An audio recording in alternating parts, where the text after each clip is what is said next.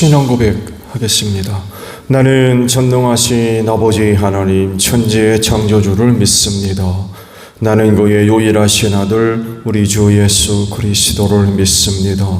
그는 성령으로 잉태되어 동정녀 마리아에게서 나시고 본디오 빌라도에게 고난을 받아 십자가에 못 박혀 죽으시고 장사된 지 사흘 만에 죽은 자 가운데서 다시 살아나셨으며 하늘에 오르시어 전능하신 아버지 하나님 우편에 앉아 계시다가 거기로부터 살아있는 자와 죽은 자를 심판하러 오십니다. 나는 성령을 믿으며 거룩한 공교회와 성도의 교제와 죄를 용서받는 것과 몸의 부활과 영생을 믿습니다. 아멘. 찬송가 338장 보시죠.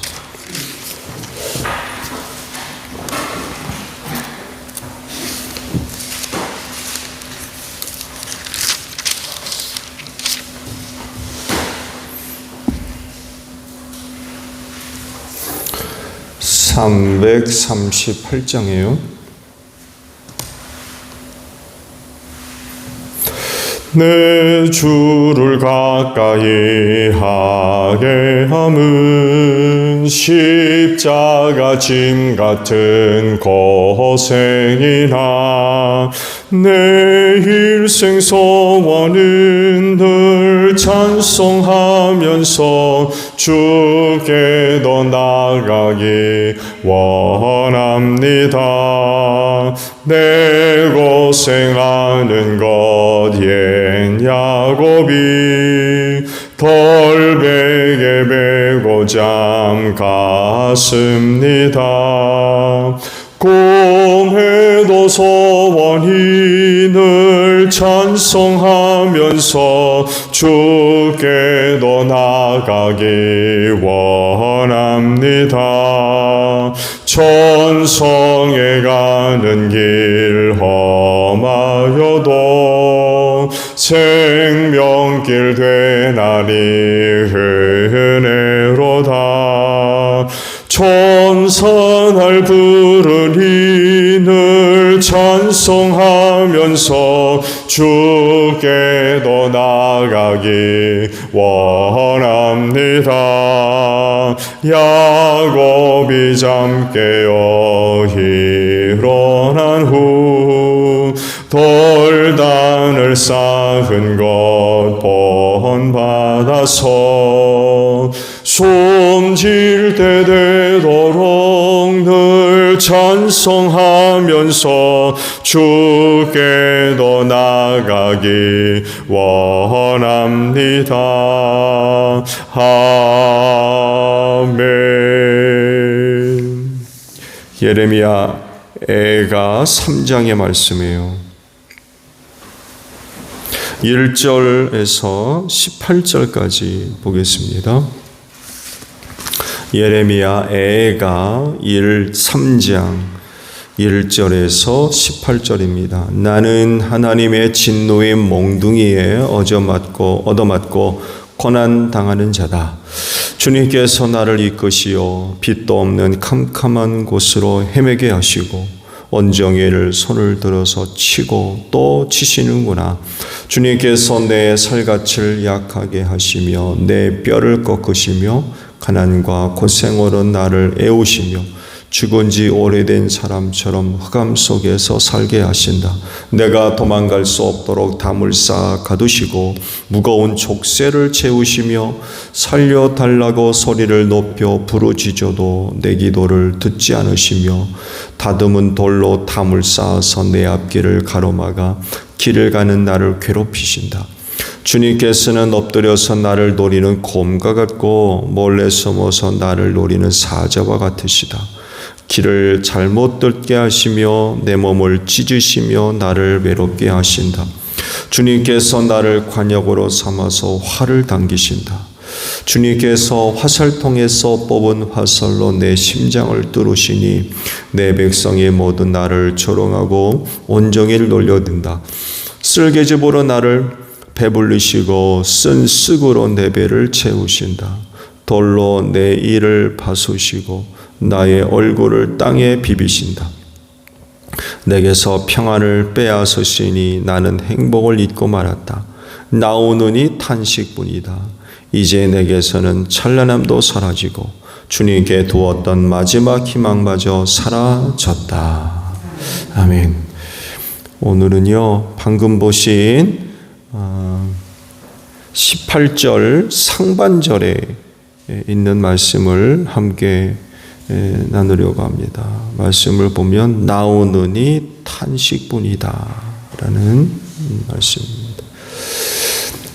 내일 야외 예배에 관한 광고예요. 비 안 오면 9시 반에 모여서 그대로 출발을 하고, 비가 만약에 오면 10시 반으로 늦춰서 여기서 예배를 일단 드리고, 그리고 준비한 식사를 하고 세종시 실내 수목원으로 이동하도록 하겠습니다. 날씨를 보니까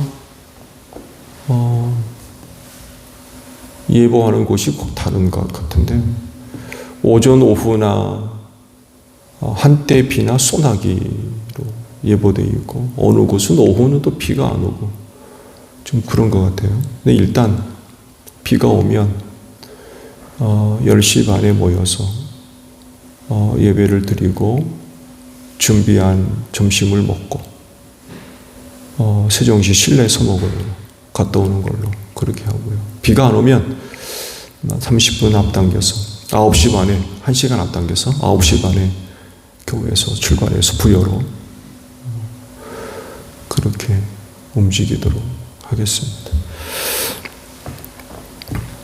예레미야 선지가 당시 처해 있는 상황을 개인적인 거죠. 개인적인 입장에서 자신을 어떻게 바라보고 있는지 말씀하고, 이전까지는 당시 상황 속에서 남유다가 처해 있던 상황이 어땠는지를 기록했다면, 오늘 말씀은 그 상황 속에서 나는 어떤 그런 그 상황 가운데 있었는지, 개인이 느꼈던 그런 그 감정 혹은 느낌, 이런 것들을 쭉 기록을 합니다. 1절에 이렇게 얘기하죠. 나는 하나님의 진노의 몽둥이에 얻어맞았다.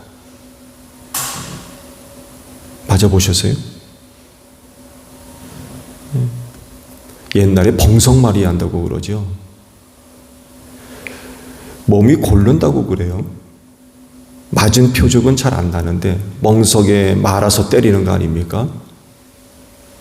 만든 건 별로 표가 안 나는데 속으로 몸이 곤다고 그래요.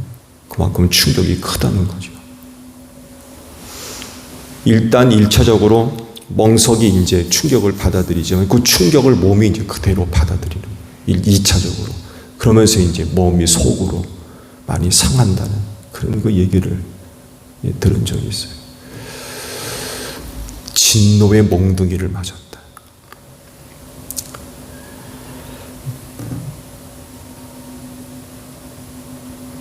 심하게 맞으면 맞을수록 초죽음이 되겠죠. 그런데요,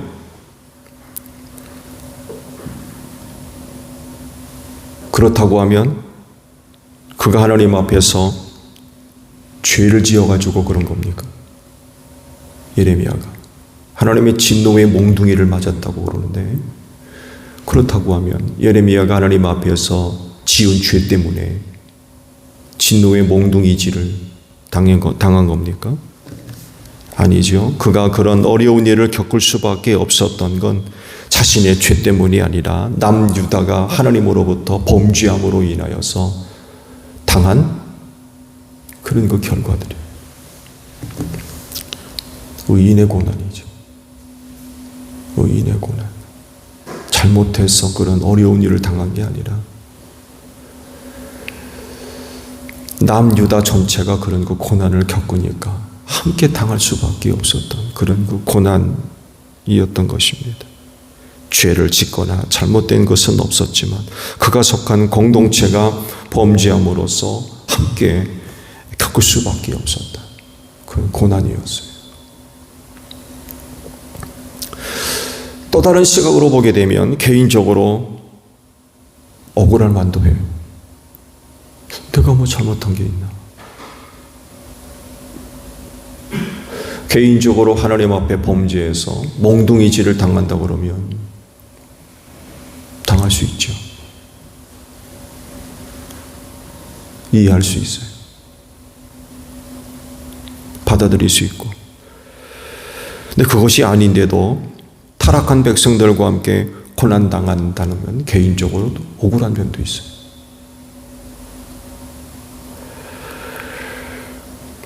사실 이런 억울한 건 예레미야에게만 있는 건 아니었을 거예요. 그 외에도 경건한 백성들이 아마 있었을 겁니다. 그러니까 100여면 100이 다 타락한 게 아니라 그중 얼마는 야훼 신앙이 살아있는 거죠. 그중 얼마는 하나님을 잘 섬기는 그 어떤 사람들도 아마 틀림없이 있었을 거예요.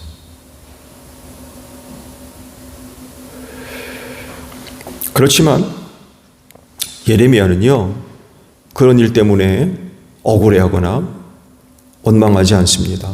타락한 백성들과 함께 고난을 온전히 겪습니다. 그래서 고백하는 말이 나오노니 탄식뿐이다. 너무 힘들다는 거죠. 너무 힘들어가지고 입에서 나오는 건 탄식뿐이라는 거예요.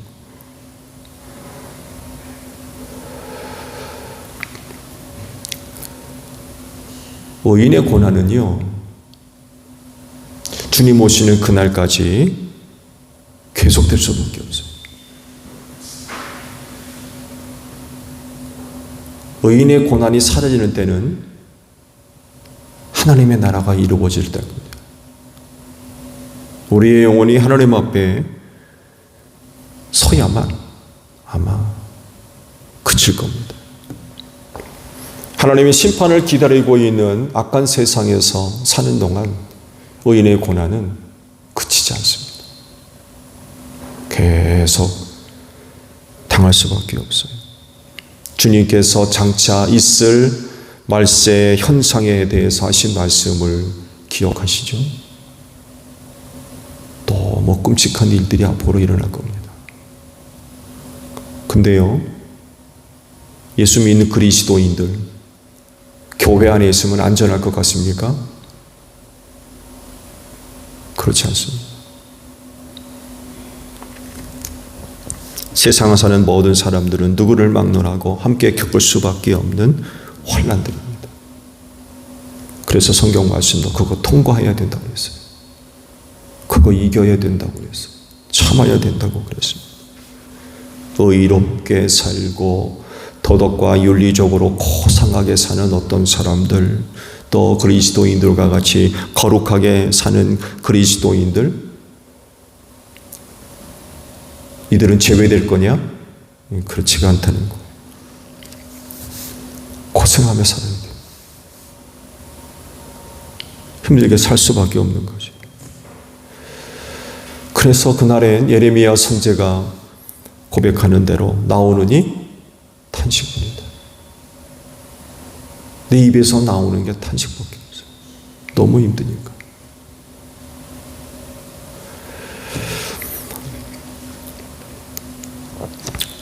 누가 이런 것들을 바라겠습니까? 그렇잖아요. 누가 이런 거 원하요? 한 사람도 없을 거예요.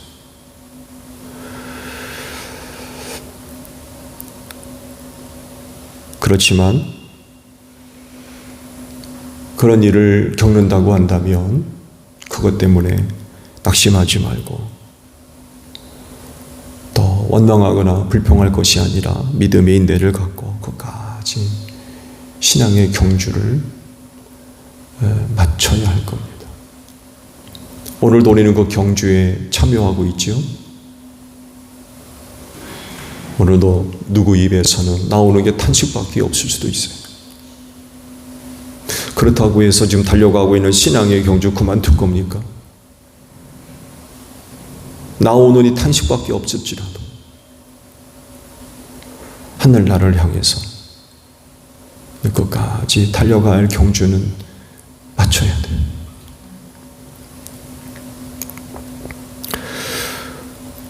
환난 날에 의인이 겪는 고난은 결코 가볍지 않을 겁니다. 굉장히 어려울 거예요. 그러므로 그 믿음이 흔들리지 않도록 해야 돼요. 탄식하면서 찬송 부를 수 있어야 되고요. 입 밖에 나오는 게 탄식밖에 없대요. 그렇다고 찬송 안 부를 거예요? 입 밖에 나오는 게 탄식밖에 없어도 여전히 기도해야 돼요. 입에 나오는 소리가 탄식밖에 없을지라도 여전히 이런 말씀을 묵상하고 말씀 가까이 해야 됩니다. 당시 예레미야가 보여주는 게 바로 이런 거였어요. 의인의 고난이죠. 그 의인의 고난을 끝까지 감내합니다. 진노의 몽둥이질을 당한다고 하는 그거 다 맞습니다. 근데요, 말씀은 다 보진 않았는데 한 가지 더 중요한 모습도 예레미야가 보여줍니다. 이제 앞으로 말씀을 보겠습니다만 해도 어떤 사람들 눈에는 납득이 되지 않을 그런 모습이기도 해요. 그건 다른 것이 아니라 진노의 몽둥이질을 당하면서도 하나님의 구원을 믿고 감사합니다. 그 납득이 돼요? 그 이해가 됩니까? 3장 상반절에 있는 말씀들을 보게 되면 보신 그대로 몽둥이질을 당했대요. 갖가지 많은 어려운 일들이 일어났다고 말씀을 하죠. 근데 그것만 있는 게 아니에요. 그런 가운데도 입 밖에는 탄식하는 그런 그 소리밖에 나오지 않음에도 불구하고 감사합니다. 하나님의 구원을 바라보고 감사해요. 오히려 이게 충격적인 것 같아요. 근데 놀랍게도 그렇게 사는 사람이 그리스도인인 것 같아요. 신음소리밖에 안 나오지만 그런 가운데도 하나님의 구원을 바라보며 감사합니다.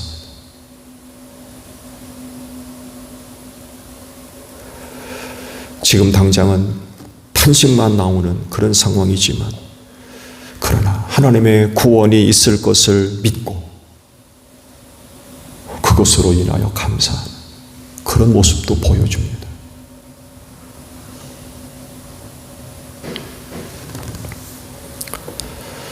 이런 예레미야 선지의 모습을 그려보면 눈물 흘리고 입술에 신음소리가 쏟아져 나오지만 그런 와중에도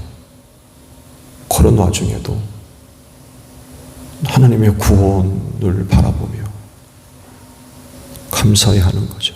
상상도 할 수 없는 그런 모습. 근데 실제로 예레미야는 그렇게 합니다.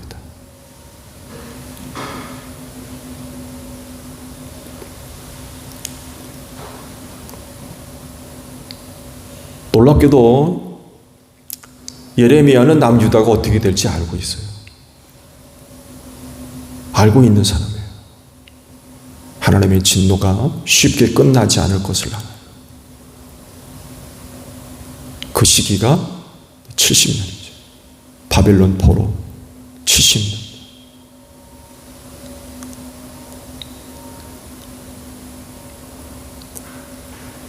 그런데도 불구하고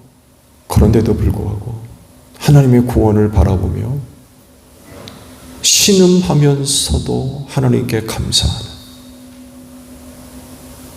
그런 모습을 보여주고 있어요. 여러분 같으면 어떻게 하시겠습니까? 70년의 때는 내 때가 아닐 수 있어요. 그렇잖아요?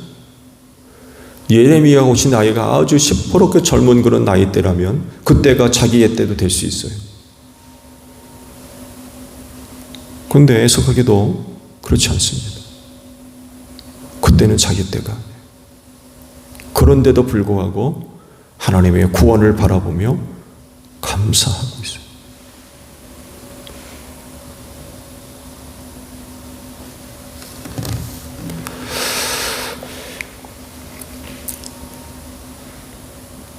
오늘 하루 동안 우리가 고백해야 할 신앙의 모습들도 바로 이래야 되지 않을까. 그때가 내 때가 아닐지라도 우린 끝까지 하나님을 바라보며 그분의 구원으로 인하여서 감사할 줄 아는,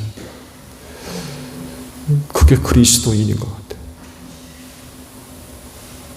입 밖에 나오는 건 신음소리밖에 없어요. 그렇다 할지라도 여전히 기도하고 신음밖에 나오지 않는 상황이라도 찬송하고 말씀 보며 감사하는 그런 그 생활들이 마지막 때를 사는 그리스도인의 모습이 아닐까 합니다. 그렇진데 여러분도 탄식 중에라도 하나님으로 인하여 감사하는 여러분들이 되시기를 바랍니다. 그 믿음이 환난 날에 하나님의 구원이 되어질 줄로 믿습니다. 주기도문합니다. 하늘에 계신 우리 아버지, 아버지의 이름을 거룩하게 하시며 아버지의 나라가 오게 하시며 아버지의 뜻이 하늘에서와 같이 땅에서도 이루어지게 하소서.